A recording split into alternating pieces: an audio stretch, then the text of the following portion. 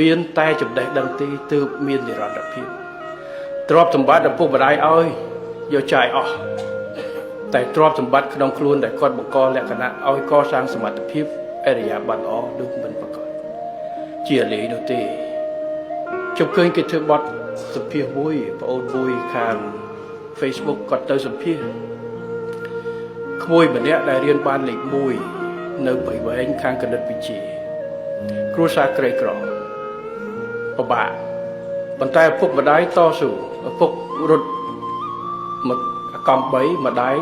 ស៊ីលៀងចានឲ្យគេបោកគូឲ្យគេតែតស៊ូឲ្យកូនហើយកូនខិតខំប្រឹងប្រែងប្រឡងអញ្ចឹងមិនប្រកាសថាអ្នកក្ររៀនចែកអ្នកមានទេហើយសមត្ថភាពនៅក្នុងការរៀនសូត្រទេក៏វាឆ្លុះបញ្ចាំងពីសមត្ថភាពនៃការខិតខំប្រកួតប្រជែងពេលដែលចេញធ្វើការទៅថ្ងៃអនាគតអត់មានម៉ែឪណាមកជួយរហូតនោះទេប៉ុន្តែនៅក្នុងមួយខ្សែទៀតប្រហែលជាមានម្នាក់ដែលថាឬមួយក៏4-10នាក់តែថាមានឪពុកម្ដាយ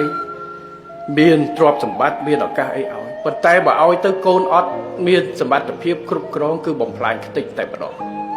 អញ្ចឹងមិនថាតម្លៃនឹងការបង្រៀនកូនមិនថានៅកម្ពុជាឬនៅប្រទេសណាទេប៉ុន្តែតម្លៃនៃការខិតខំប្រឹងប្រែងព្រោះរៀនធ្វើការខ្លួនឯងមិនមែនចេះតែចំណេះដឹងទេធំបំផុតគឺបង្កើននៅភាពជឿជាក់លើខ្លួនឯង